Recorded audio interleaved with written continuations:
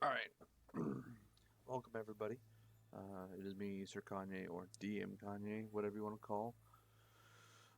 This video is going to be for my uh, Grim Hollow campaign setting. I am recording this with Streamlabs, so there is some icons up at the top meant for Twitch. Ignore those.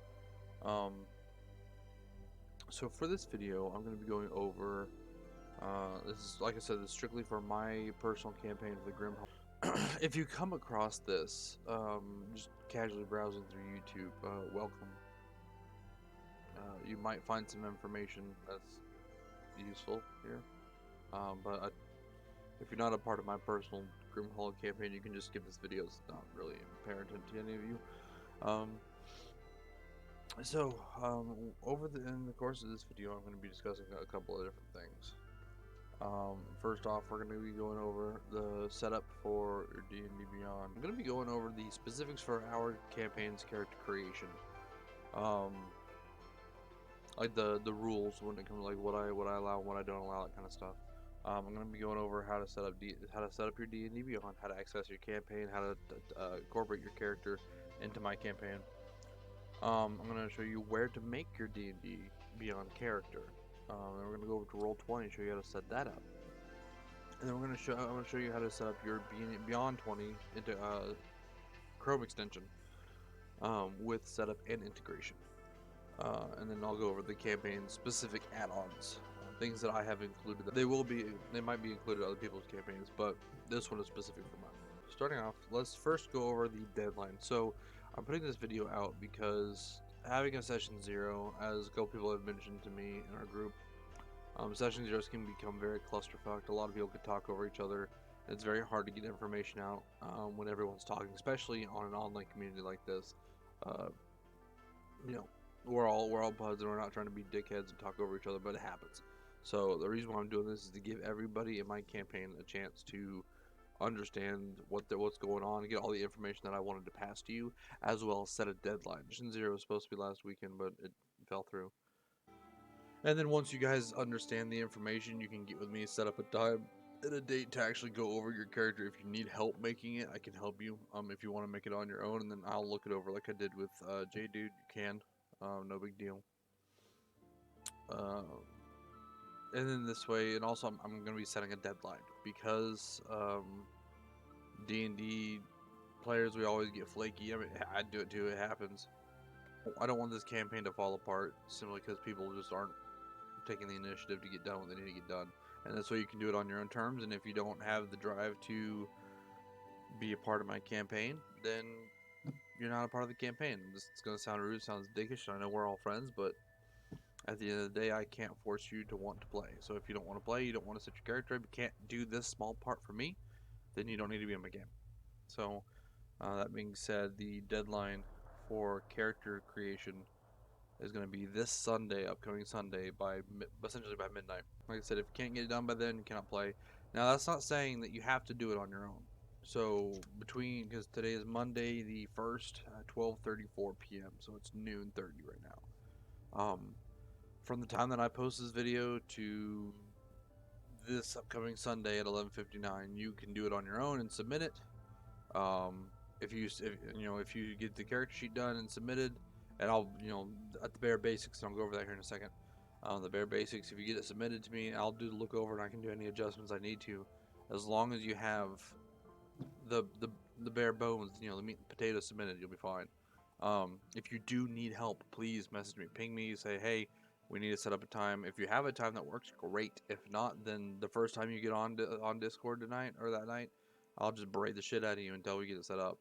It's gonna kind of fall on you to make that plan. My schedule is open. I have no school this week, and so I don't start class till next Monday. So I know everyone likes to play video games, but it takes maybe an hour to get your character sheet done from scratch. So if you want to play, we'll get it done. So, all right, now that the fucking beaten whippings out of the way, so this is D&D Beyond. This is the layout. When you first go into D&D Beyond, you have to make an account. So over here on the right hand side, you can see I've created an account. Right, you have your drop down menu, all that cool shit. So make an account. go to the main web page. To access a character, you're going to go under collections. You're going to go to my character. Okay. So for me, it says 2 out of unlimited. Free users, I think, have a limit of 6 characters. So let's say you wanted to just go and delete him.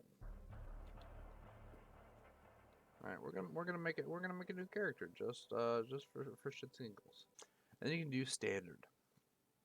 So for this one, you're going to enable homebrew content, disable Magic Gathering, and you can leave Eberron content. Don't do digital dice rolling. I'm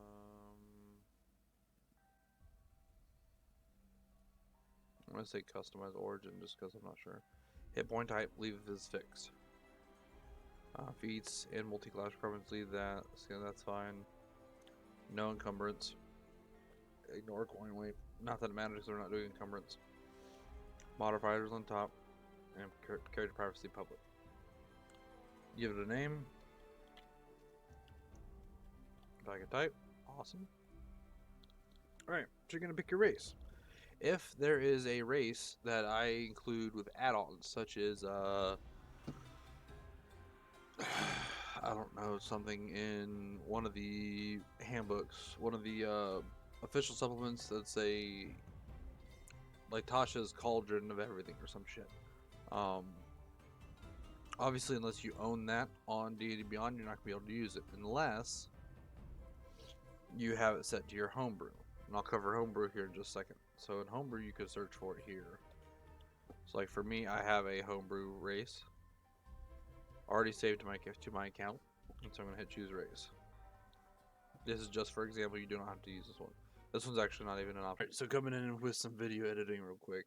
I mentioned that I was going to show you how to implement homebrew, but then I didn't implement the homebrew. So during the character creation process, when you are making your character and you come across something where you need to homebrew it, whether it be an actual homebrew thing like from the Grim Hollow campaign setting, or if it's from a official supplement that you have the book for, or you found it on a PDF, but you don't own it on D&D Beyond because money grab paywall. You can go into the homebrew settings, which this is the link up here at the top.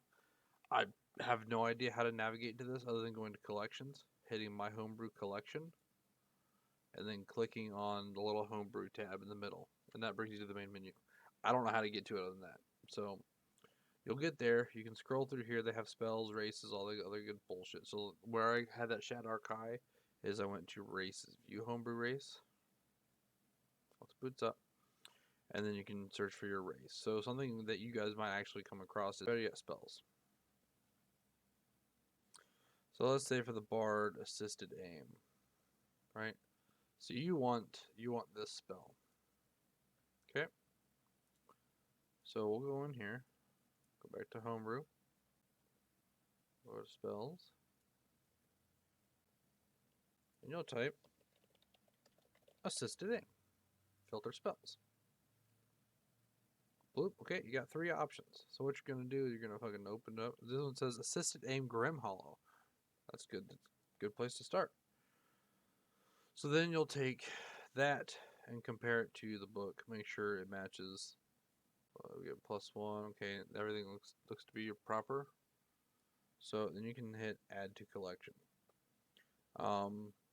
If for whatever reason the add to collection does not work for you, let me know. I'll add it to my collection, and then I can add it to your character from there for you guys. So, class, same thing. If you have a homebrew class that's available, all the classes are the same though, for the most part. So for this instance, we're gonna go with a barbarian. Okay, it shows you fucking proficiencies. You can choose proficiency, which is animal handling, athletics. First level, you get your rage. First level, you get your unarmored defense. Cool, got it. You're starting at first level. Okay, generation method. So we're gonna do manual and rolled.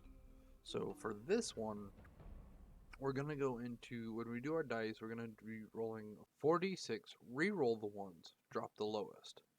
So what it's gonna look like in a virtual tabletop, the math behind it. We go to collections, go to my campaigns, And this is that link that I posted in the Discord.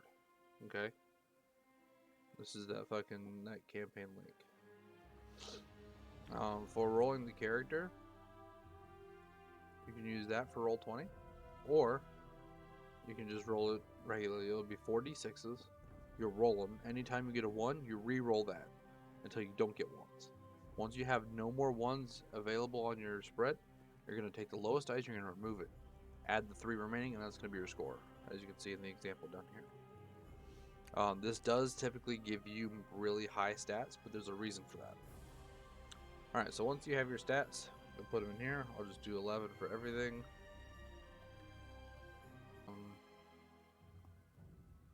Moving on to the background, because we are using an advanced background system, which I'll explain actually right now. So just to keep things all on the same track. So the advanced background systems in D&D. Let me get the 2-page set up. 2-page. That's fine. So advanced backgrounds work exactly the same as regular backgrounds, except they have a little bit more in-depthness to them. Every background is divided up into a subcategory, and then with each background you have a profession tied to it. So that way it's not just, oh, I'm an outlander from a far distant land. I'm just doing whatever. Nobody knows me. Haha. You actually have a job that is tied to your background. And you get special abilities, you get special perks, just like the regular background. Sometimes you get items, you get proficiencies with skills like the regular background. But the reason why I chose to do it this way is for a couple of things. One, with the professions, ability related professions. So like for instance, let's say the entertainer, right? Entertainer is going to use the performance skill a lot more. I think that's a skill. So it'll use something like that. A charlatan might use the sleight of hand skill a lot more, and so whenever that is taken into account, you can add your profession die to that related skill check. And then based on your profession rank, 1, 2, 3, or 4 determines your die. So that way, if you are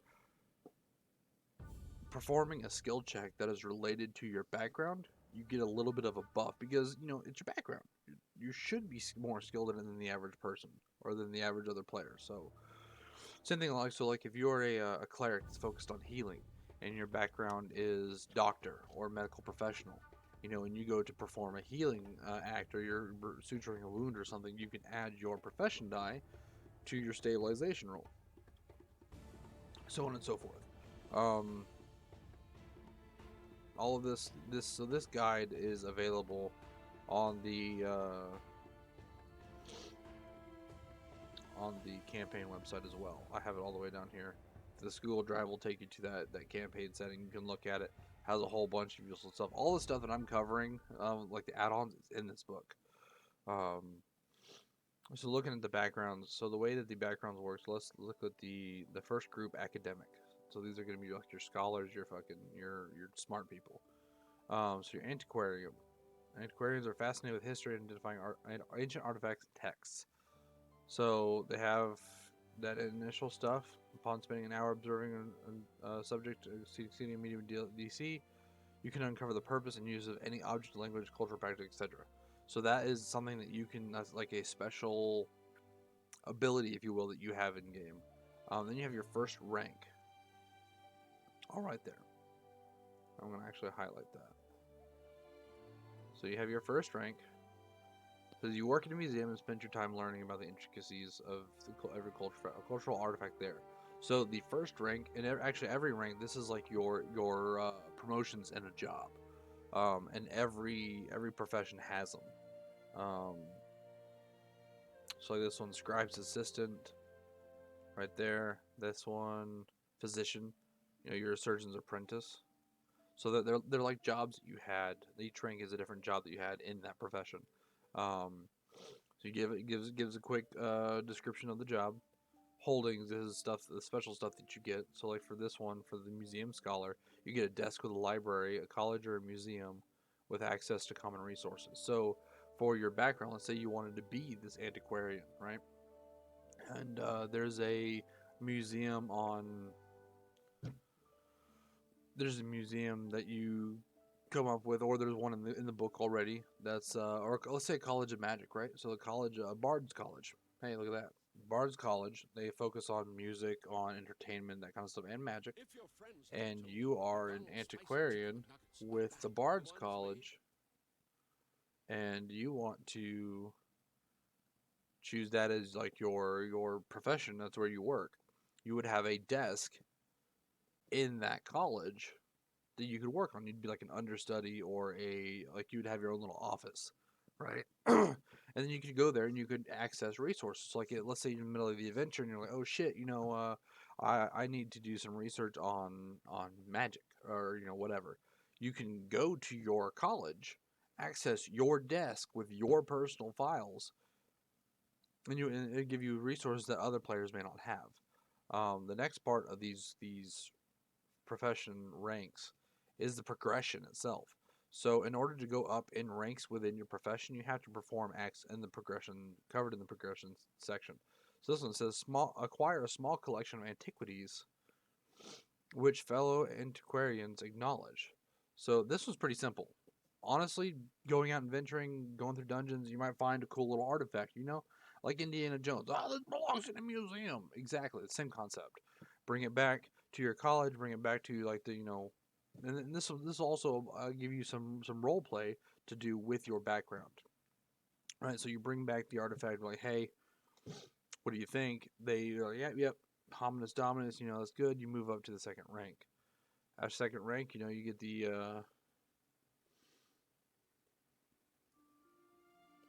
at rank 2, you get the second party job. You get a promotion at work, right? So after spending a considerable amount of time and money, you start a reasonable collection of antiquities that you wish to one day put on display. So now you have like a Bilbo Baggins Hobbit chest full of cool shit that you found in your adventure, and you're gonna try to put on display. You're holding. You now have a small collection of prized antiquities and a quaint office to display and to store them. So now you no longer just have a desk, but maybe in rank 1 you had it like a cubicle and like a small office for a bunch of understudy scholars. Now you have your own office, right? And you have uh, display cases you can put your stuff up. See how you're advancing in the progression of your background? Something like that. A hireling scholar who tends to your location and undertakes research for you. So now you have your own rank 1 scholar who you can send out on quests. And that he can look for do research for you. So let's say you guys you say you do a dungeon crawl, right?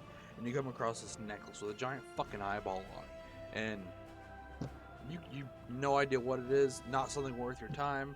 You got other shit you're going to do. You're saving the fucking world. It's D&D. You're saving the fucking world, right? So you go back to your college. You're like, hey, understudy bitch, here, take this fucking necklace. Go do some research, identify it for me, figure it out, and come back with your findings. And then maybe I'll give you a promotion. And so for your understudy, you're going to be the one that he brings artifacts to for validation to move up. Okay. So to progress from rank 2 to rank 3, to progress in profession, you must build multiple collections dedicated to diverse subjects. Additionally, you must accommodate your collection in a gallery of suitable size and grandeur. So as you can see, the progression is getting more. So and that's it works the same way. I kind of went on a rabbit trail with that one, but it's the same way. So the advanced backgrounds are not just a thing you pick during character creation. It's not just something that sits there in the backgrounds of the high in the foreground. It's actually something that you can use in game to further the experience of roleplay. Another reason why I want to use it is for people who either get lost in the game, or they don't quite know how to roleplay, or they're having a hard time, getting into character for that particular scene. If the party has no idea where to go for the next quest, I try to keep everything kind of free roam. Obviously, I throw hints here and there, but if the party just doesn't know what to do, if I'm struggling to write up another adventure, whatever, I can look through your background. It's like, okay, we got a museum scholar who he said that he wants to progress farther. He wants to have like a giant collection of ancient artifacts. You know, like a maybe like an arsenal, but it's put on display as a museum. Like, you know, so that's something that he wants.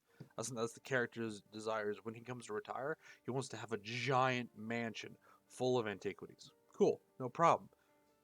I'm gonna say another scholar, another new museum scholar, another person comes up to another underling and says, "Hey, I heard about this. Here's a map. Do you want to go do it with me?" And then you bring your party, and now we're on a fucking adventure, right? So this is also a way to help me make these stories more tailored to the individual character. All right, off that rabbit trail. There's a whole bunch of them in here, and the problem with the D&D Beyond is I'm going to have to custom build all of these. So that's what I was saying earlier with the submitting your characters with the meat and potatoes. This is not something that that you need to have done. I do want you to have an idea. So in the character creator, for your custom background, legit, all I need you to do is say, so what was the name of that one we just looked at? Antiquarian rank 1.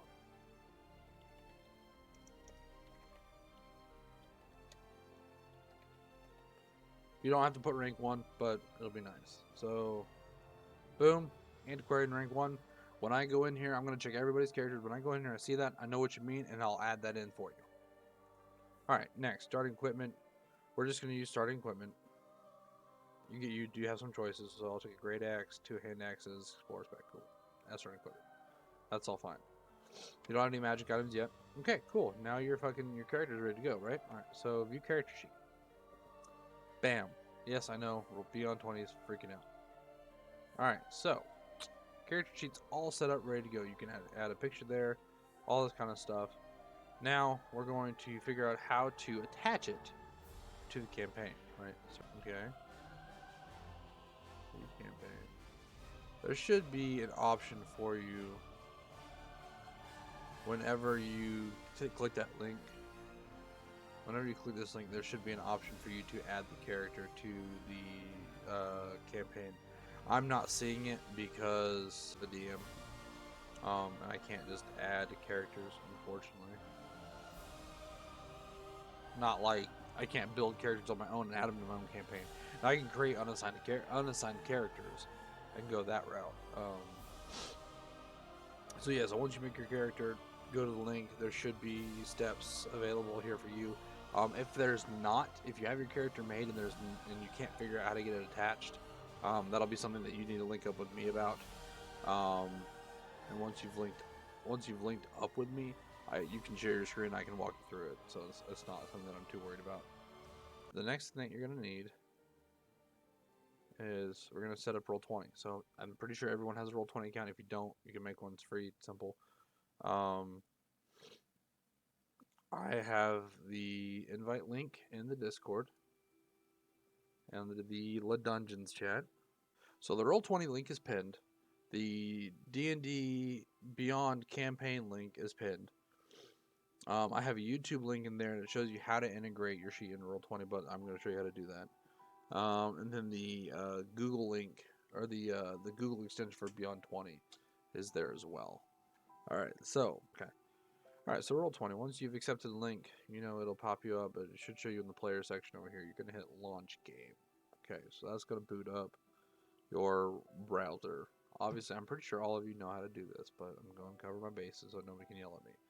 So this is going to be the map of Theros. This is the island, or the terrain, or the campaign setting that we're using.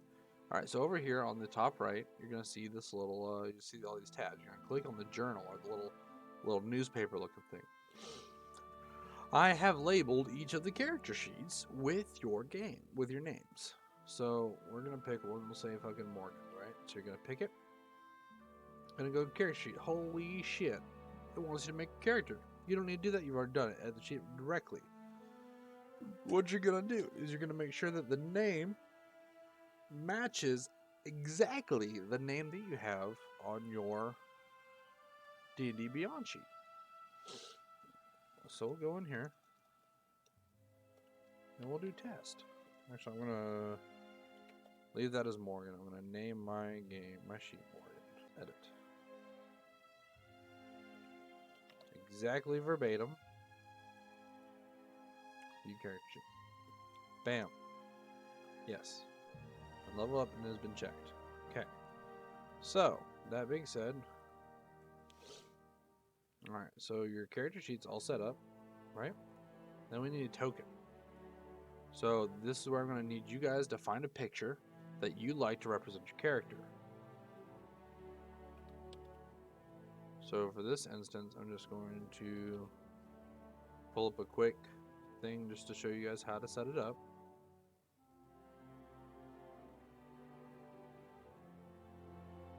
Tough work, right?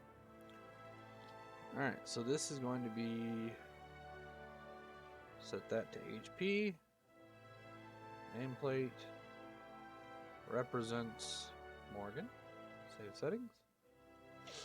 Okay, you're going to go to your character sheet, right? And you're going to go back to your D&D Beyond. What is your health? 12, right? So you're going to go in here, go into hit points, 12, maximum points, 12.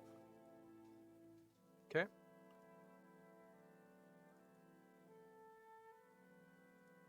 Set that to HP. I don't know why I didn't save. There we go. Save settings. Cool. So that's there. So just to test and make sure that it's done.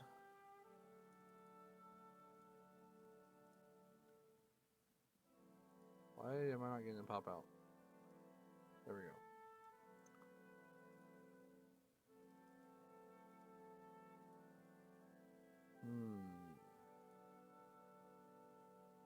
It still says fucking test. Why does it say test?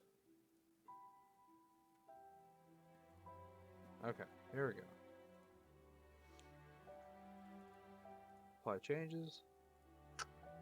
See, it's gone down to fucking 9. Look at that. Holy shit. It all works. Bump it back up to 12. Apply changes. Look at that. Back at 12. Alright, so then you're going to go to your character sheet. I don't know why I'm doing. So you're going to want to hit edit this time. Alright. Click to upload your photo. Select your token. Hit use token. Alright. I'm going to leave that removed so it doesn't mess with our character sheet. Once you have it saved, that's going to have that all taken care of for you. Alright. So the thing that you need in order to make all of that work is the Beyond 20 Chrome extension. So looking at the Discord, you know, you go to the LUD Dungeon, go to the pinned messages, you're going to go down to Chrome extension, add that to Chrome, and it should set itself up automatically. You see the little thing on the top right, you can go ahead and set it, never whisper, normal roll. You don't have to have the quick roll areas.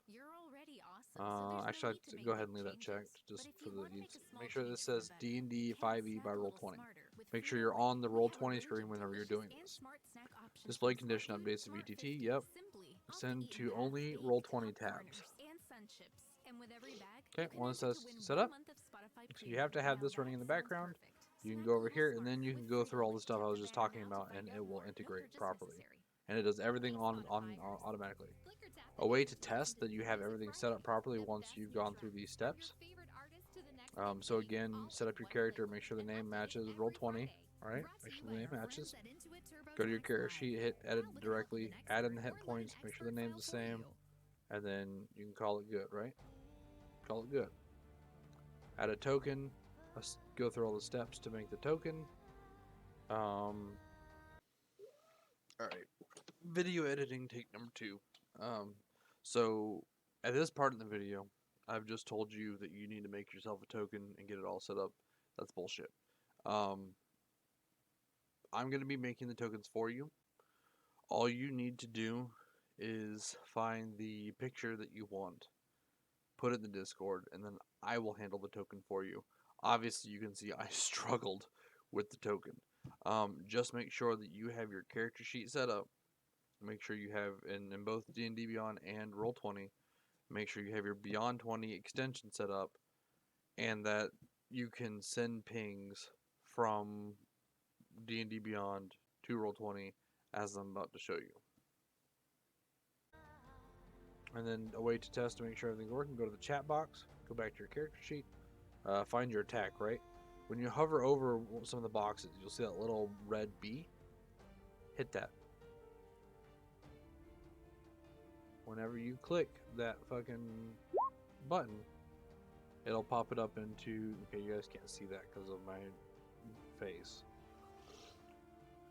So we'll hop back over. We'll say we want to do an unarmed strike, right? So you hit B, and it pops it up in here. And then from here you can hit that and roll damage. If you want to manually roll damage from here, you can. Doesn't matter to me. This way, the reason why I want to do this, the biggest question, the reason why I want to do this, is it keeps as much off of the Roll20 server as possible. That way, because Roll20 is infamous for crashing, for being bogged down. There's only so much capacity of memory, so much files, so many things that I can have on here. And the smaller the files on your guys' end, it means the more content I can provide for you without slowing the servers down. So by having your character sheet and all the math done off-site on D&D Beyond, all it has to do is send the message to Roll20, and Roll20 displays it in the chat. Easy peasy, and everything runs a lot faster. All you guys have to worry about is looking at the tabletop for so something like this too. I know I have it in tabs, and that's going to be for like Morgan, who has a single monitor. But if you have a dual monitor, you can grab your Beyond character sheet and stick it on your second screen, and that way you have your character sheet over here and the gameplay over here, and that way it's free to look. I know that's something too. That's something a lot of people didn't like about, or personally something I don't like about it, is if you try to have your character sheet in game, you can minimize it to like a little picture like that. But when you open it and you're scrolling through looking at all your stuff, it's right here on your main screen. I personally don't like that. It's too cluttered for me, especially when we have things like the turn order open, and you got all these monsters going on around in the background, and you still want to be able to see what the other players are doing, but you want to look at your character sheet. Use it on D&D Beyond, pull it off to the side, toss it onto the monitor. If you guys are having trouble getting the D&D Beyond or the Beyond 20, Roll20 integration, if you're having troubles getting that to work, let me know, ping me, and that'll be something that, like, once you get your character sheet submitted, that's gonna be something that I check for anyways. Okay, and then for as far as Roll20, once you're in the game and you have all that set up, go to the cogwheel, scroll down to, I'd recommend turning off anything that says enable 3D, because that'll bog the server down. Scroll all the way down to where it says chat avatars, a little bit lower than that. I want to broadcast to others, put that shit on nothing. I want to receive from others, put that shit on nothing.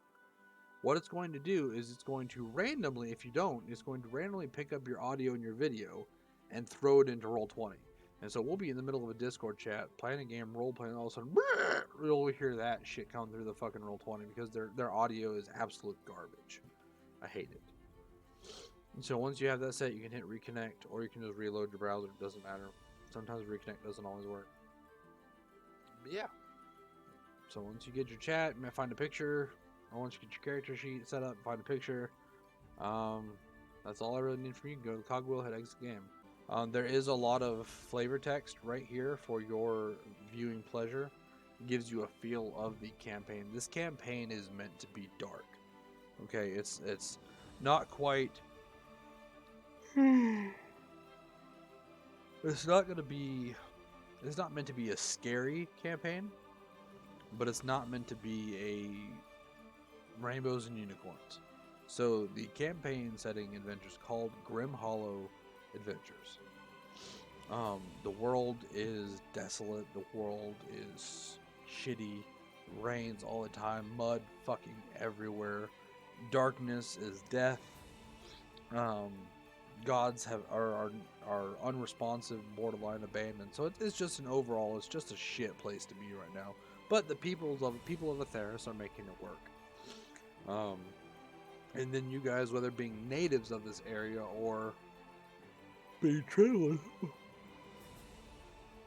excuse me, you guys being natives of specific areas, and that's where also another reason why I recommend downloading the campaign guide is they go into in depth into the different areas of Atheris. So, let's see. So the realms of Atheris. This goes into all the different capitals, the different regions. Cat, fucking stop. Different regions, and it gives you extreme detail. Some of this may end up becoming metagame knowledge that I'm going to ask you not to abuse during the game. But knowledge is power, right? So I recommend reading through this. If you get the chance, you don't have to. This is not a requirement. But whenever you're deciding where you came from, that kind of stuff, this is definitely a good guide. And if honestly enough, if all of you want to, you can create your own village, and you guys can all be from that same village. It can be like a small farming community, or whatever the fuck you want to do. These are your characters. You play them as you want them, and have fun with it. If you want to do something that's not in that book, or you want to do something that you think is weird or off or whatever, talk to me about it. We'll get it taken care of. Okay. I think that's everything. Some of the campaign specific things primarily was the advanced backgrounds. There are also spells for you spellcasters. There are spells in the mechanic or in this book that are not going to be in your generic PHP. Trying to find out where the character options. Also advanced weapons. So I'm not going to go over all of these right now. I can do a quick brief later. But they're essentially different weapon tags that can be added on for extended gameplay. Cat, if you don't fuck off, I'm going to fucking kill you. Peter, don't hurt me. But like for the gun enthusiasts, this is a medieval fantasy. Guns aren't really a big thing, but black powder is a thing. So there are very few. It's very rare, but you can find black powder in game. You can craft, or you can find the stones to make black powder. You can craft your own fucking gunpowder, and you can build weapons that shoot gunpowder. As I said, rare, but they're there and functional. Guard weapons, this adds a nice little mechanic. Guard weapons,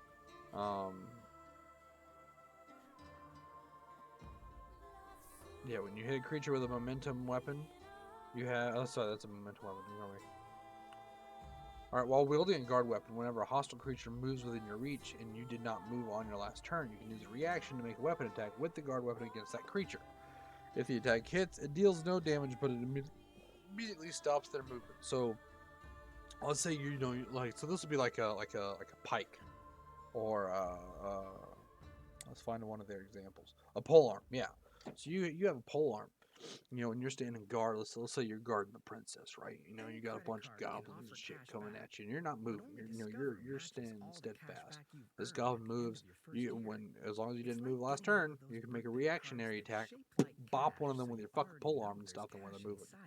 So it adds extra combat stuff that a lot of DMs and a lot of players will role play, or they'll be like, "Oh, that's the rule of cool. Yeah, I'm good with that."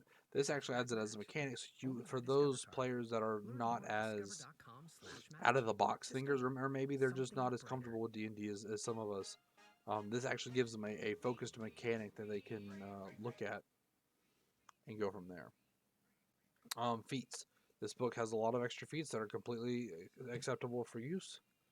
A lot of spells. All the spells are completely acceptable for use. There are other things in this book that will be incorporated, but I will not be talking about until they're brought up. If you read through the campaign or through the setting, you'll know what I'm talking about.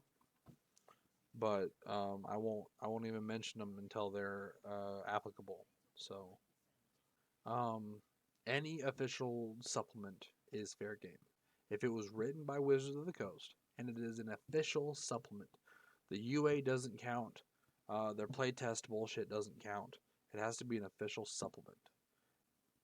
If you have a question about something, let me know. I'm not opposed to homebrew. I normally do open homebrew, but I'm trying to keep this as stable as possible. So if you have a homebrew thing that you just really want, talk to me about it, and I'll see what we can do.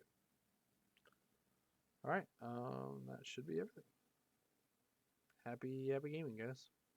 Have any questions? Ping me, let me know.